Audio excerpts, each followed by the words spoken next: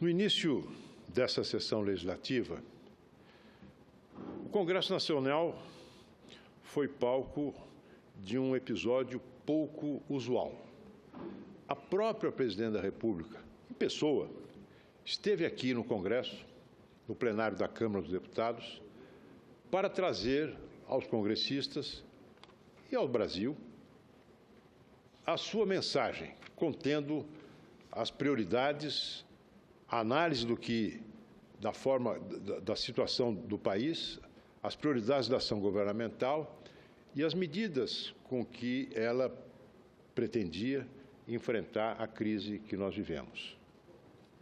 Um episódio que foi ressaltado por todos, do ponto de vista da relação entre o Executivo e o Legislativo. Não há dúvida nenhuma, senhor presidente, que foi um gesto de deferência da presidente. Porque, rotineiramente, quem traz a mensagem que, pela Constituição, abre os trabalhos legislativos, a mensagem presidencial, é o chefe da Casa Civil. Desta vez, foi a própria Presidente da República, como sinal de que nós estamos vivendo tempos excepcionais, tempos difíceis, que exigem providências enérgicas, que exigem mudança de hábitos, mudança de mentalidades, que exigem reformas. Pois bem, depois que a presidente Dilma se retirou do Congresso, tivemos uma sessão aqui do Senado Federal. Eu me lembro, senhor presidente, não sei se Vossa Excelência estava presente no plenário, provavelmente estava, porque Vossa Excelência é um dos mais assíduos dos nossos colegas. Os senadores do PT, penso que todos, não sei se com uma ou outra exceção, mas houve um desfile organizado pela bancada do PT de senadores que se sucederam à tribuna.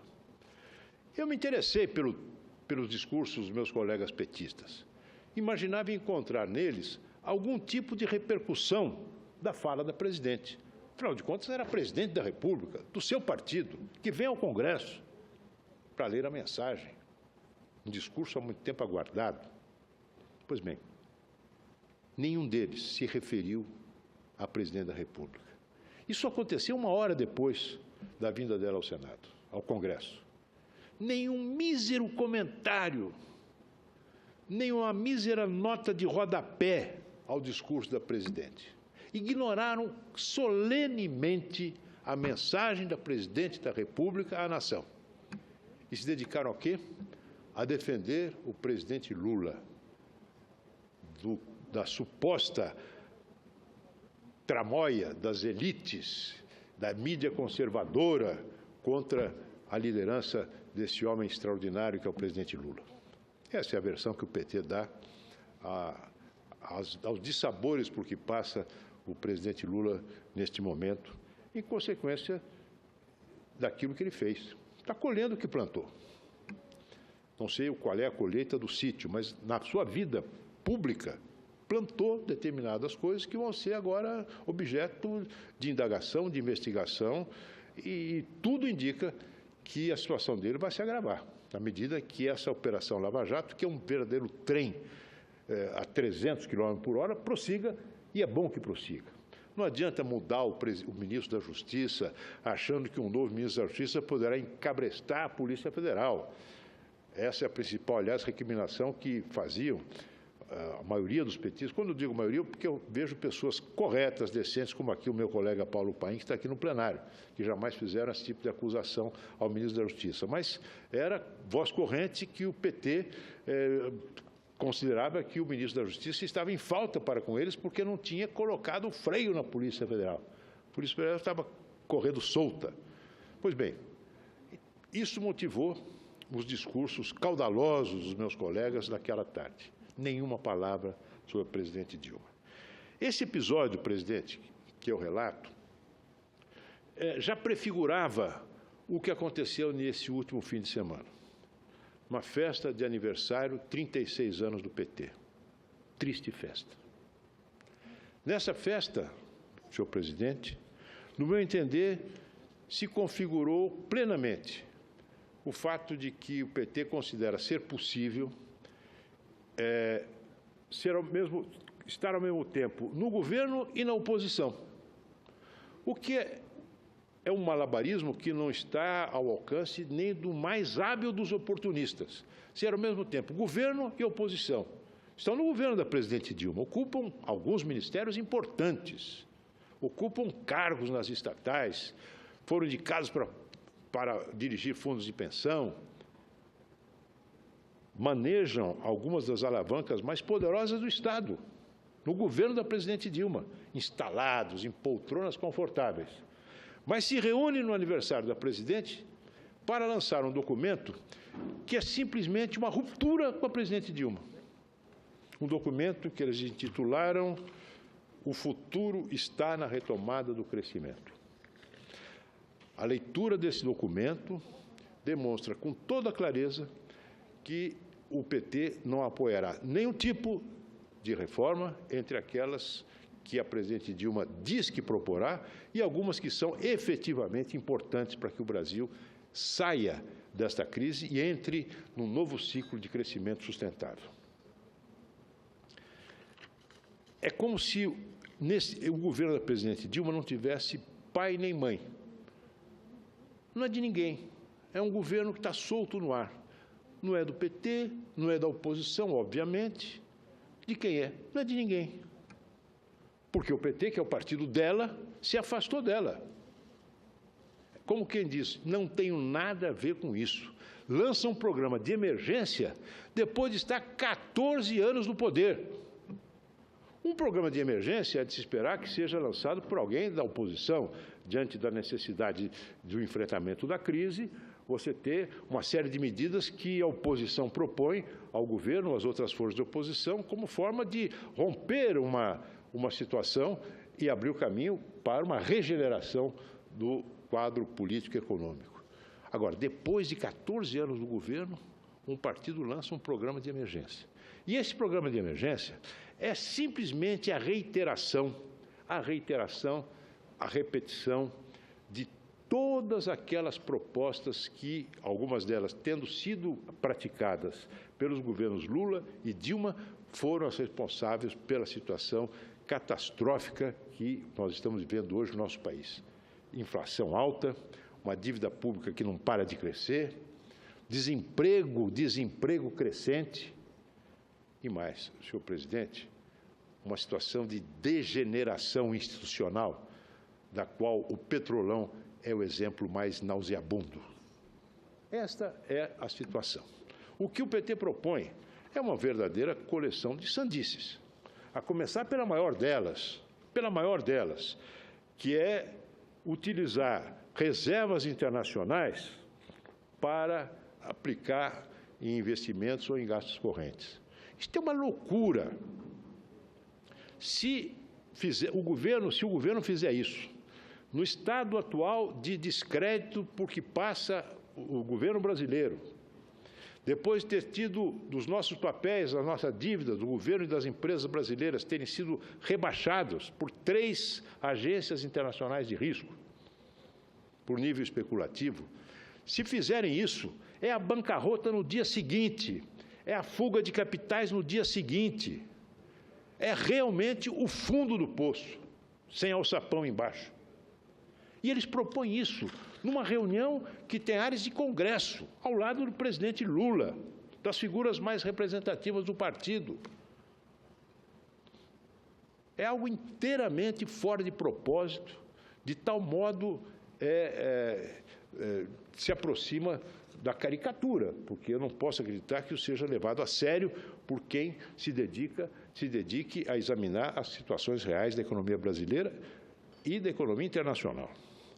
No mais, senhor presidente, é a mesma coisa, os mesmos componentes da nova matriz econômica, que deu no que deu. Não é?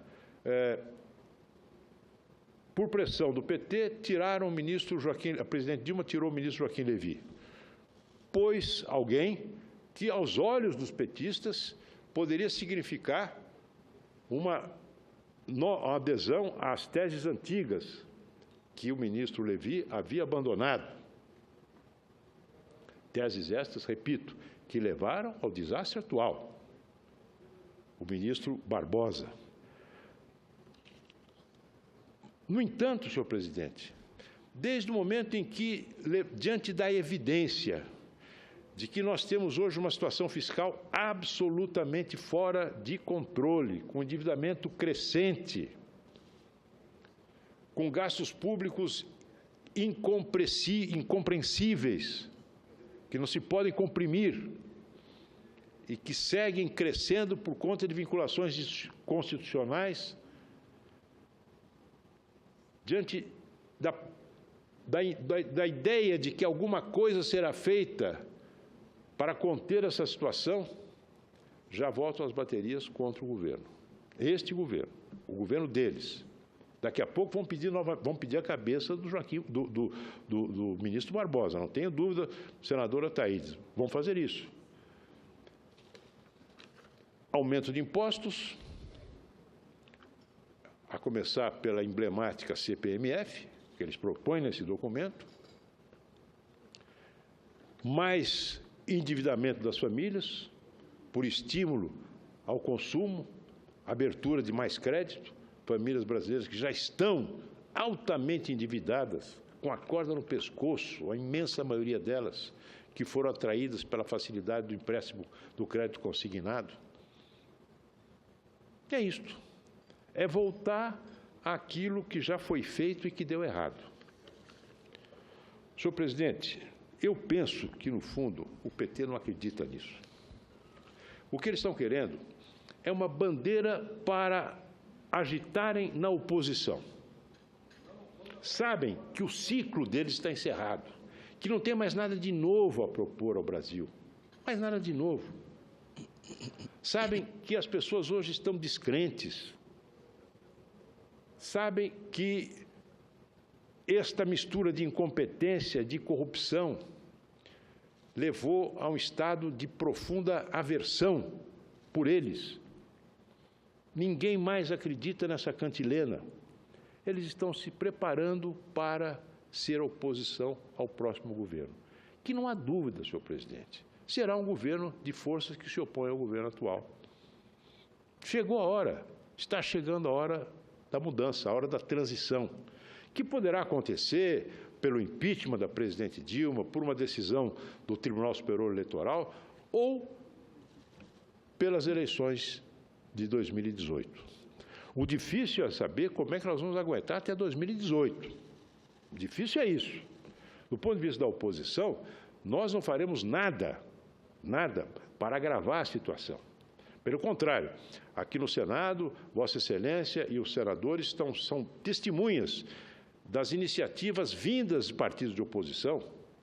Eu me refiro a algumas do PSDB, como essa do senador Serra, que poderia destravar os investimentos da Petrobras, ou o projeto de lei relatado pelo senador Tasso Gereissati, que cria um estatuto jurídico das empresas estatais, de modo a que elas sejam sujeitas a maior controle, que elas operem num regime de maior transparência, ou a proposta do senador Aécio Neves de estabelecer essas mesmas regras para a gestão dos fundos de pensão. São propostas da oposição, oferecidas ao Brasil. Nós não nos recusaremos a discutir com o governo propostas que venham na linha de enfrentar problemas estruturais, difíceis de enfrentar, que não vão nos render popularidade imediata, mas precisam ser tomadas. Eu penso que é preciso que nós caminhemos, pelo menos por um certo tempo, no sentido da desvinculação de algumas despesas públicas, alguns componentes da despesa pública, que hoje comprometem completamente a capacidade de investimento do governo. Despesas que criam tais vinculações, que são amarradas de tal forma entre elas, que torna-se absolutamente impossível ao governo e ao Congresso Nacional estabelecer prioridades de curto prazo.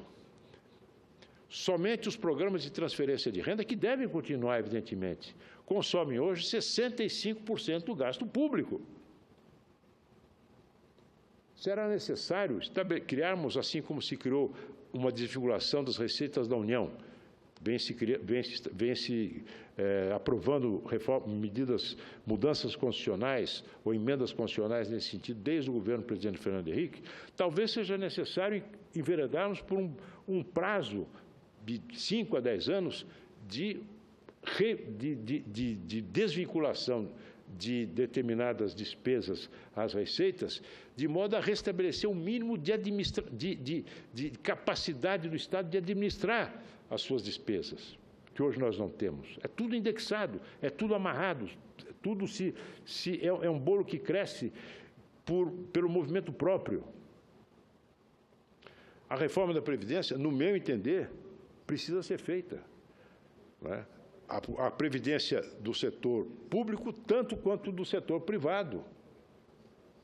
Hoje, nós temos um déficit crescente e que vai crescer mais na medida em que o desemprego diminui o número de trabalhadores formais. E é preciso estabelecer determinadas regras, como, por exemplo, a idade mínima para a aposentadoria. Uma vez que hoje aqueles que se aposentam por tempo de contribuição, se aposentam numa idade que vai pela média em torno de 55 anos, quando a expectativa de vida cresce no país. Enfim, são medidas que não são fáceis de se tomar. É preciso uma mudança na estrutura do Estado, no gasto do Estado, que decorre da sua estrutura. Uma forte descentralização de competências de receitas para os estados e para os municípios. A Federação Brasileira é uma federação macrocéfala e que não dá conta mais da complexidade do país. Precisamos fazer uma reforma política, senador. Não dá mais para convivermos com 40 partidos representados na Câmara dos Deputados. O fundo partidário, na maneira como ele é gerido hoje, é uma vergonha. Converse o senhor com deputados federais, e muitos deles lhes dirão, como disseram a mim, que, por ocasião dessa janela que permite a troca de partidos, alguns partidos estão oferecendo aos novos aderentes uma cota do fundo partidário, para que gastem a sua discrição, que é uma compra de deputados com recursos públicos, recursos dos impostos que compõem o fundo partidário. Nós não podemos mais continuar com esse sistema político. Isso está caindo de podre. Então, é preciso que realmente haja uma concertação de forças que resolva realmente encabeçar um processo de mudança. Eu espero que comece o quanto antes, senhor presidente, o quanto antes. Eu acho que programa de emergência é a saída do PT do governo, é o fim do governo da presidente Dilma e o início de um governo de transição que prepare o Brasil para uma nova fase de crescimento, começando pelo enfrentamento de questões urgentes, enfrentamento que não pode ser postergado. Ouço a parte do meu querido colega Ataíde de Oliveira. Senador Aloísio, Vossa Excelência, fazendo esse belo discurso, eu aqui fazendo uma análise ampla de vosso pronunciamento. Eu não consigo, senador Aloísio, entender o que passa na cabeça de um governo como esse que aí está. Ouvindo um pronunciamento de tamanho conteúdo como este, e tantos outros que a oposição está fazendo nessa casa a longa data. Inclusive alguns seus. A longa data? Obrigado, senador. E esse governo não ouve esses pronunciamentos. Percebo que Vossa Excelência não está como um senador da República nessa tribuna. Eu vi um cidadão brasileiro falando sobre o Brasil, sobre a situação do nosso país. Mas esse governo, ele não quer escutar, ele não sabe ouvir. Esse governo, ele é autoritário mesmo, a prova é clara. E Vossa Excelência trouxe vários temas, e um deles me deixou aqui agora estarrecido. A intenção desse governo usar as reservas cambiais que nós temos hoje, na ordem de 370 bilhões de reais, para fazer face a despesas discricionárias, despesas operacionais deste governo. Se você respeita, eu vou ler. É um item. Por favor. É o item 2. Por favor, senador. De um conjunto de 16 propostas. Utilização de parte das reservas internacionais para um Fundo Nacional de Desenvolvimento e Emprego destinado a obras de infraestrutura, saneamento, habitação, com destaque para ampliação do programa Minha Casa, Minha Vida. Esse aí, usar de reservas internacionais. Você quer trazer investimento em infraestrutura? Tem regras claras para investidores do setor privado que poderão vir investir em obras de infraestrutura, rodovias, hidrovias, portos, estradas, até mesmo de saneamento básico, desde que seja garantido a eles regras de funcionamento estáveis da economia brasileira. Um governo que inspire confiança, exatamente ao contrário desse aqui. Agora, se usarem as reservas internacionais, eu não tenho dúvida, é a bancarrota imediata. Mas eu acho que o PT nem acredita nisso não, viu? Isso é conversa mole para boi dormir. Isso é uma ladainha para entreter uma clientela cada vez mais diminuta dos chamados movimentos sociais, muitos deles pagos com dinheiro público, e que hoje é, digamos assim, uma espécie de reserva de caça desse partido em decadência que é o PT.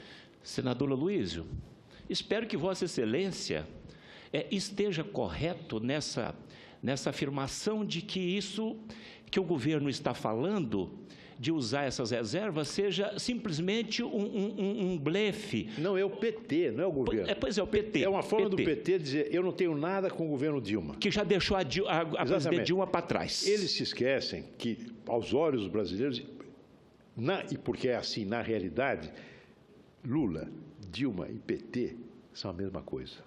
Mas o Lula, ele, na verdade, ele deixa os companheiros dele para trás. Eu só espero que ele não deixe a esposa dele, a dona Marisa, não é?